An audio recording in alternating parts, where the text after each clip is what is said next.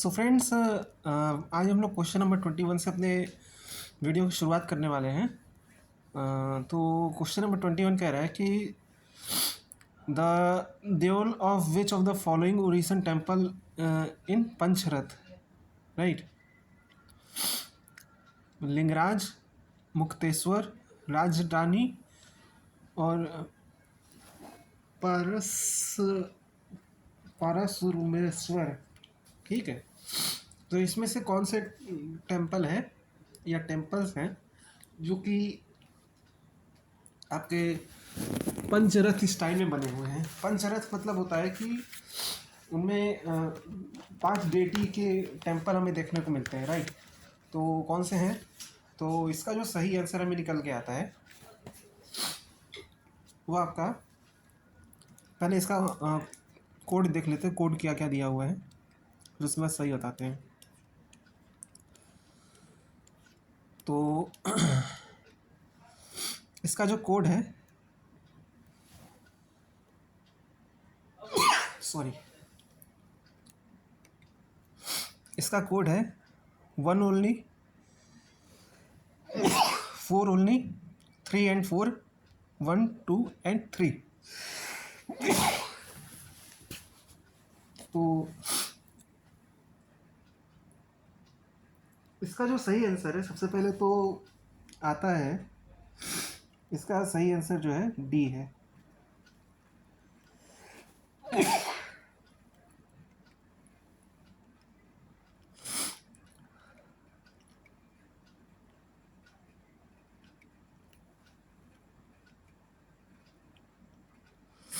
D इसका सही answer है, राइट?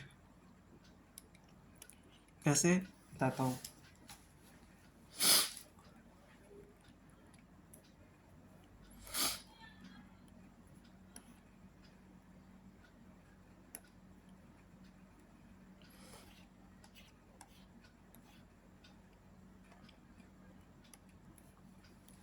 तो जो आपका लिंगराज मंदिर है, राइट, लिंगराज मंदिर है,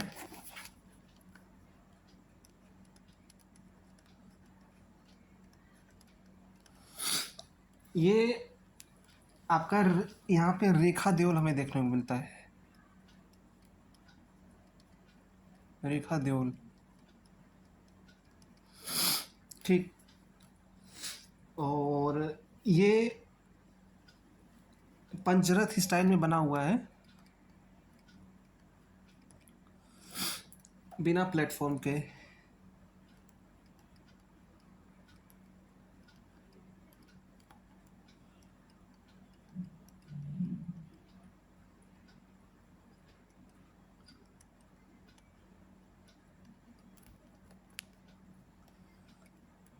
पंचरथ स्टाइल में बना हुआ है, बिना प्लेटफॉर्म के, राइट। इसको जो बनवाया था, ये सोमवंशी राजाओं ने बनवाया था, सोमवंशी और गंग राजाओं ने बनवाया था, गंग रूलर्स ने बनवाया था, राइट। तो ये आपका लिंगराज मंदिर हो गया। उसके बाद जो हमारा टेम्पल आता है, अच्छा, इस टेम्पल के हमें 4 कंपोनेंट देखने को मिलते हैं। पहला है विमान,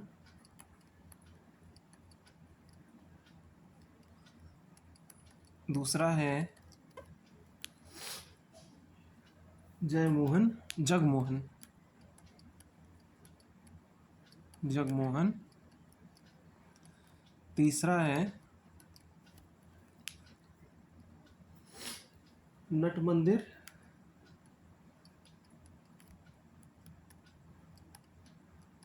और चौथा है भोग मंडप, भोग मंडप। ये इसके कुछ 4 कंपोनेंट्स हमें देखने को मिलते हैं। इस तरह से जो लिंगराज मंदिर है वो एक आर्किटेक्चर का एक शानदार नमूना है और ये एक मैच्योर कलिंगा स्टाइल को रिप्रेजेंट करता है। मैच्योर कलिंगा स्टाइल को रिप्रेजेंट करता है, राइट। दूसरा जो मंदिर आपका देखने को मिलता है उसका नाम है, let me show in another page,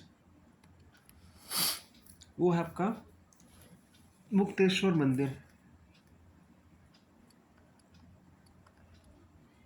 Mukteshwar मंदिर ये जो मंदिर है आपका, ये भी एक हिंदू टेम्पल है और ये शिव मंदिर है, ठीक है, ये शिव मंदिर है। और दूसरी चीज़ ये है कि ये भुवनेश्वर में लोकेटेड है, ठीक है, भुवनेश्वर,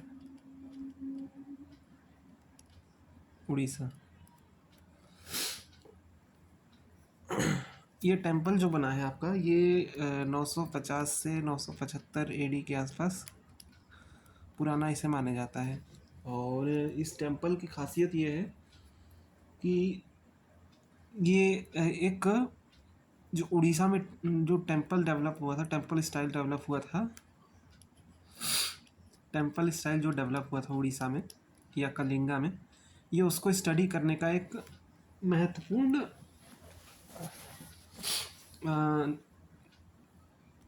है, उस महत्वपूर्ण है उस लिहाज से। फिर उसके अलावा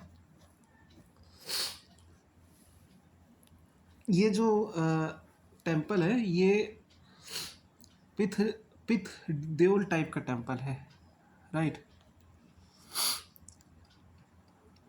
पिथ देवल टाइप का टेम्पल है, ये उसका अर्लीस्ट एग्जाम्पल, राइट है। इसके अलावा ये जो टेम्पल है हमारा,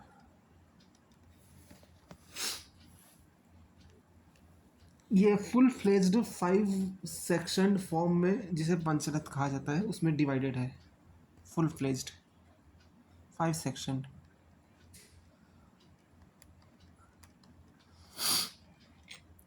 ये पहला अपने प्रकार का मंदिर है जहाँ पे फुल फ्लेज्ड 5 सेक्शन हमें देखने को मिलता है। तीसरा जो मंदिर है वो राजा रानी का मंदिर है, राजा रानी मंदिर। और ये आपका मंदिर जो है बेसिकली ये भी पंचरथ प्लान पे बेस्ड है, पंचरथ पर बेस्ड है ये भी। और कर्विलीनियर सुपर स्ट्रक्चर पे ये काम करता है, यानी रेखा शिखर पे है, ये रेखा शिखर पे आधारित है,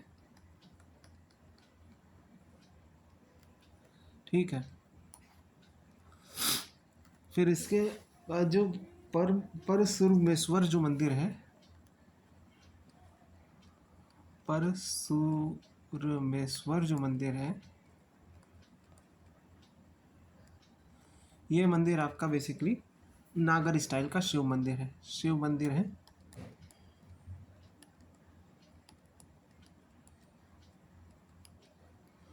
नागर शैली का, ठीक।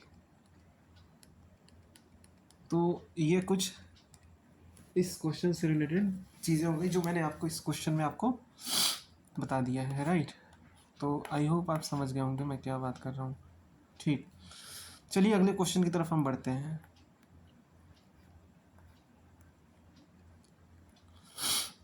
तो अगला क्वेश्चन हमारा कहता है कि given below are the two statement, one is label is assertion and other is reasoning. Assertion और रीजनिंग का सवाल है। और तो पहला स्टेटमेंट असर्शन कहता है कि Kalachuri king Gangeyadeva was famous as Vikramaditya, right. Kalachuri king की बात किया है यहाँ पे, कलचुरी किंग का नाम है गंगेदेव और वो फेमस है विक्रमादित्य के नाम से। दूसरा, he issued gold coins of Lakshmi type, इसका रीज़न बता रहा है कि वो लक्ष्मी टाइप के गोल्ड कॉइन इशू किए, इस वजह से वो उसे विक्रमादित्य कहा जाता है। तो देखिए इस क्वेश्चन का जो आंसर है हमारा जो है वो मैं आपको बता दे रहा हूँ। इस क्वेश्चन का आंसर बी है। ठीक है, मतलब दोनों ही सही है, एजर्शन और रीजनिंग दोनों सही है, लेकिन R is not the correct explanation of A. और इसलिए नहीं है क्योंकि विक्रमादित्य जो टाइटल होती है ये विक्रमादित्य की टाइटल जो होती है उन्हीं को मिलती है जो एक अच्छा कॉन्करर होता है, राइट। तो कॉन्करर तो ये था, इस बात में कोई शक नहीं, लेकिन रीजनिंग में कॉन्करर का जैसा ऐसा कोई काम दिखाया नहीं है। ठीक है, ये दिखाया कि उसने गोल्ड कॉइन इशू किया था लक्ष्मी टाइप का, इस वजह से उसे विक्रमादित्य। तो ये भी सही है, लेकिन रीजनिंग सही नहीं है एजर्शन के मुकाबले। ठीक है, तो इसलिए ए नहीं होगा, बी होगा इसका आंसर। ठीक, चलिए अगले क्वेश्चन की तरफ हम बढ़ते हैं। तो Kumar Devi a queen of Govind Chandra Gahadavala constructed a Buddhist vihara at Bodhgaya, Nalanda, Sarnath, Varanasi. ठीक है, तो इस क्वेश्चन का जो आंसर है हमारा, जो आंसर यहाँ पे निकल के आता है वो सारनाथ है। बाकी कुछ और चीज़ें मैं बता दे रहा हूँ, राइट। जो एक्चुअली मैं मैप में आ जाता हूँ तो मैप में आपको अच्छे से समझ में आएगा। देखिए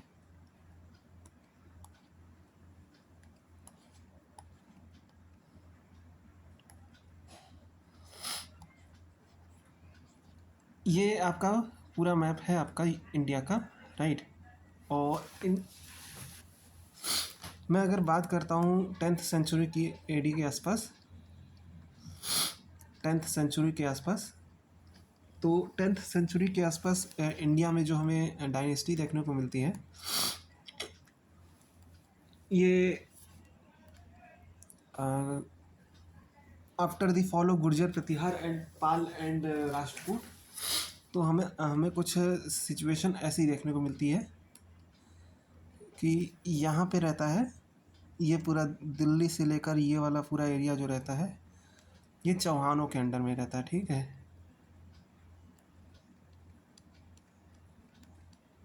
चौहान। इसके नीचे का जो एरिया रहता है, यानी कि गुजरात वाला जो एरिया रहता है, थोड़ा सा मालवा वाला रहता है, ये होता है चालुक्यों का, या सोलंकी आप कह लीजिए। ठीक, इसी के बगल में आपका रहता है चौहानों के, ये है गढ़वाल। ठीक, इनकी राजधानी जो रहती है वो कन्नौज रहती है। ठीक, इनकी कैपिटल रहती है आपकी अजमेर। ये अजमेर है, ये कन्नौज है,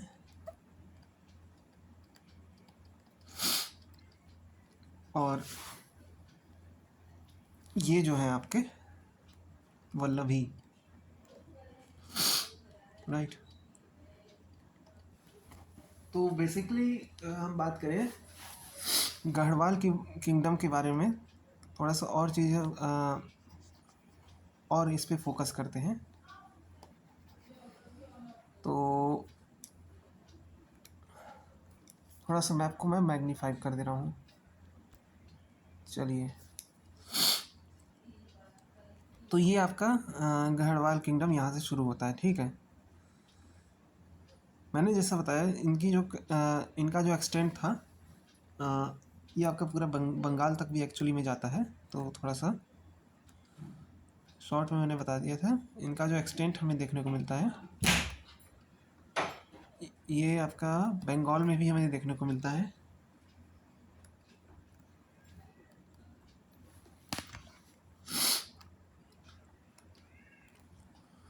तो यहीं पे ये जो गढ़वाल किंगडम हमें देखने को मिलता है, ये पूरा यहाँ तक फैला हुआ था।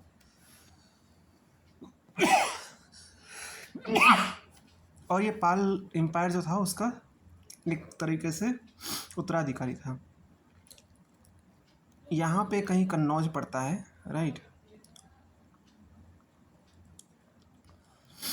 यहाँ पे कहीं कन्नौज पड़ता है। तो ये आपका इसकी कैपिटल थी। तो गढ़वाल किंगडम का जो रानी थी, किंग था, सबसे ग्रेटेस्ट किंग, उसका नाम था गोविंद चंद्र, राइट। इनकी जो वाइफ थी उनका नाम था कुमार देवी। कुमार देवी इनकी पत्नी का नाम था। इन्होंने क्या किया था कि इन्होंने सारनाथ में, यानी कि यहाँ पे, जो कि मैंने बताया कि इनका किंगडम यहाँ तक था, फैला था बंगाल तक। तो ये आपका यहाँ पे पड़ता है सारनाथ, ठीक है। बनारस में है सारनाथ। तो सारनाथ में इन्होंने धर्म चक्र, ठीक है, धर्म चक्र जिन विहार, धर्म चक्र जिन विहार का निर्माण करवाया था, ठीक। हालांकि जो ये थे गोविंद चंद्र, और इनका पूरा साम्राज्य जो था वो शिव भक्त, शैव धर्म को फॉलो करता था, लेकिन ये लोग हर धर्म को प्रोटेक्ट करते थे, ठीक है। तो ये कुछ इनसे रिलेटेड चीज़ें होगी जो मैंने आपको मैप के थ्रू समझा दी है, ठीक। चलिए अपने क्वेश्चन की तरफ आते हैं वापस। तो अब अगला क्वेश्चन कह रहा है, तो इस तरह से इस क्वेश्चन का आंसर हमारा सी हो जाता है, सारनाथ। कि विच of the following pair of founders and capital city is not correctly matched, right. तो यहाँ पे कुछ कैपिटल सिटीज़ कुछ शहर दिए गए हैं और उनके फाउंडर के नाम दिए गए हैं, तो यहाँ में बताना है करेक्टली मैच्ड नहीं है, ठीक। पहला है अमोघवर्ष, मान्यखेत, अवंतीवर्मन, अवंतीपुरा, ललितादित्य, परिहासपुर, महेंद्रपाल, महोदया। तो इस क्वेश्चन का जो आंसर हमें निकल के आता है, इस क्वेश्चन का जो आंसर है वो आपका डी है, महेंद्रपाल, ठीक।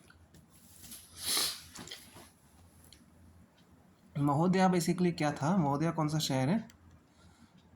तो महोदया बेसिकली आपका जो शहर हमें देखने को मिलता है, महोदया जो शहर है, ये शहर बेसिकली आपका कन्नौज है, अगेन, राइट। और इसका फाउंडर था आपका कुशनाभा,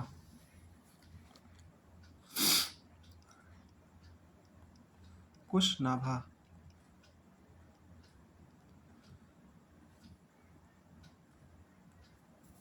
ये चंद्रवंशी, ये अमवासु डायनेस्टी का था, अमवासु डायनेस्टी का था, और ये जो था चंद्रवंशी राजवंश था,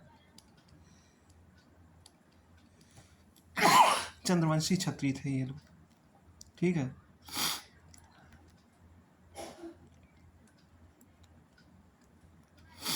तो ये इस तरह से इस क्वेश्चन का जो आंसर हमारा निकल के आता है,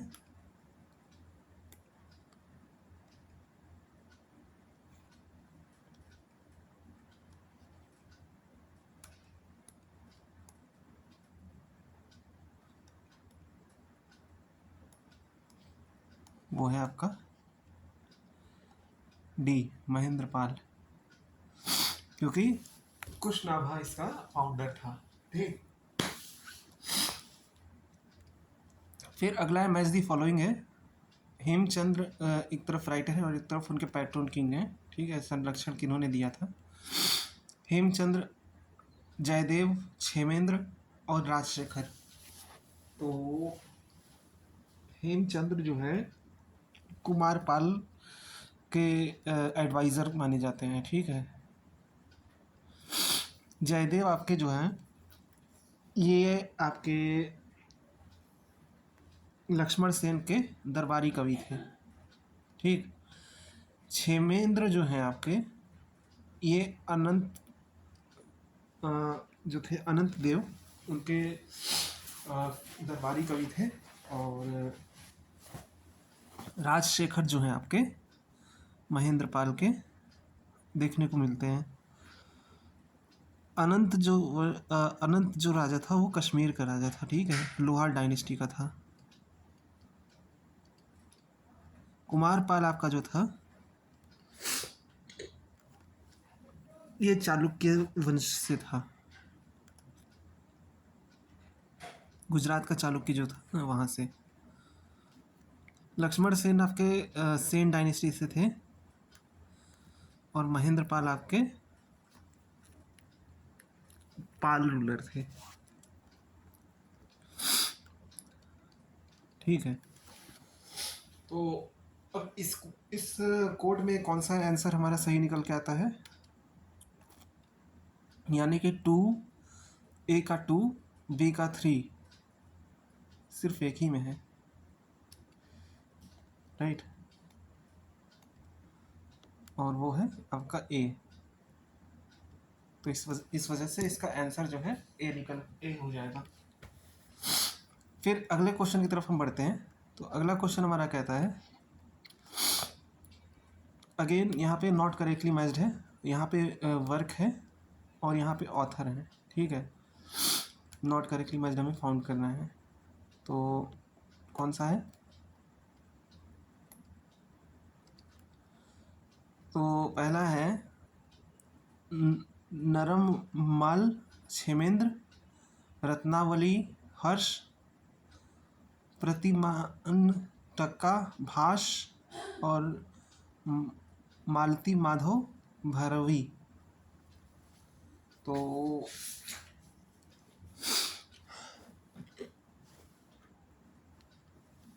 मालती माधव जो किताब है वो भैरवी की नहीं है, बल्कि वो आपका जो है भवभूति की है, ठीक है। तो इसका आंसर हमारा ये हो जाता है डी, ये भैरवी की नहीं भवभूति की है, भवभूति। ओके, अगले क्वेश्चन की तरफ हम बढ़ रहे हैं। तो who among the following poet called himself Kalikala Valmiki. किस पोएट ने अपने आप को कलिकाल वाल्मीकि कहा है। भवभूति, कालिदास, राजशेखर और संध्याकर नंदी, ठीक है। तो भव इस क्वेश्चन का जो आंसर है अगेन डी है, संध्याकर नंदी। संध्याकर नंदी जो है इसे जो है पालों का इतिहास का प्रारंभिक इतिहासकार लिखने का श्रेय प्राप्त है, ठीक है। जो पाल डायनेस्टी थी उसकी अर्ली हिस्ट्री लिखने का इसे श्रेय प्राप्त है और इसने 10 वर्सेस में अपने किताब लिखी है, 10 वर्सेस में। तो ये इससे कुछ जुड़ा हुआ फैक्ट था जो मैंने आपको बता दिया है। अगला कह रहा है कि among the following is the oldest commentator of Rigveda. Madhav Bhatt, Isayan, Skanda Swami और वेंकट माधव। तो ऋग्वेद का ओल्डेस्ट कमेंटेटर कौन है, तो ऋग्वेद का जो ओल्डेस्ट कमेंटेटर है वो आपका स्कंद स्वामी है, स्कंद स्वामी।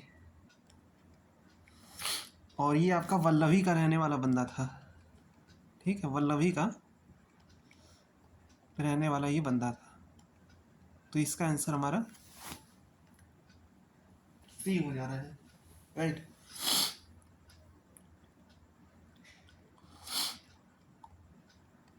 फिर अगला क्वेश्चन है, 29 क्वेश्चन है।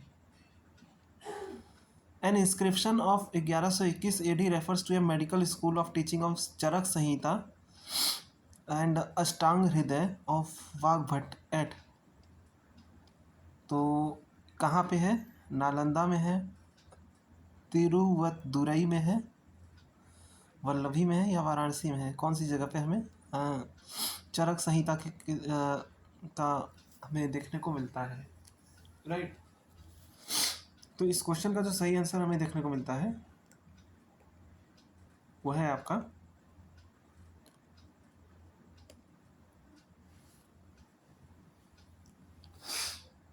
B, तिरुवत्तुरई, right. यहाँ पे चरक संहिता और अष्टांग हृदय की पढ़ाई होती थी 11 से 21 के आसपास, ठीक। और फिर इसके बाद इस क्वेश्चन का आखिरी इस वीडियो का आखिरी क्वेश्चन है कि who among the following ruler restored the Somnath temple of Gujarat after its destruction by Mahmud Khilji, right. Bhoj, Jai Singh, Karna, Kumarpal, ठीक है। तो महमूद खिलजी बेसिकली महमूद गजनवी के टाइम पे आया था, ठीक है। और ये गुजरात के एक्चुअली में, एक मिनट, महमूद खिलजी लिखा है क्या? लेट मी ये महमूद खिलजी नहीं होगा, ठीक है। ये महमूद गजनवी होगा, महमूद गजनवी। क्वेश्चन में कुछ मिस्टेक आ गया था तो उसे करेक्ट कर दिया मैंने। तो क्योंकि आपको पता ही होगा कि 1027 में जो है आपका महमूद गजनवी का डेथ हुआ था और 1017 में इसने सोमनाथ के टेम्पल पर हमला किया था, ठीक है। तो वही पूछ रहा है कि महमूद गजनवी ने जब सोमनाथ टेम्पल पे जब हमला किया था तो उसके बाद इसे रीस्टोर किसने किया था? तो भोज ने किया था, जयसिंह ने किया था, कर्ण ने किया था, कुमारपाल ने किया था। तो इसे रीस्टोर करने वाला था चालुक्य डायनेस्टी का जो रूलर था, कुमारपाल, ठीक है। तो इस क्वेश्चन का जो आंसर हमारा निकल जाता है डी है, ठीक है। कर्ण जो था बेसिकली ये आपका अलाउद्दीन खिलजी के टाइम पे हमें रूलर देखने को मिलता है, तो ये नहीं था। जय सिंह आपका थोड़ा पहले आ जाता है, महमूद गजनवी से पहले, तो ये ऑलरेडी कट जाता है। और भोज जो है उज्जैन का शासक रहता है, और तो फिर ये भी नहीं हो सकता, ठीक है। तो चलिए आज के लिए इस वीडियो में हम इतने ही क्वेश्चन रखते हैं। बाकी अगले वीडियो में हम नेक्स्ट क्वेश्चन से यानी क्वेश्चन नंबर 31 से हम डिस्कशन करेंगे, अपने क्वेश्चन की शुरुआत करेंगे, ठीक है। तो अपना ध्यान रखिए और इन्जॉय करिए अपने लाइफ को। इसी तरह से मिलते हैं आपसे नेक्स्ट वीडियो में। टाटा।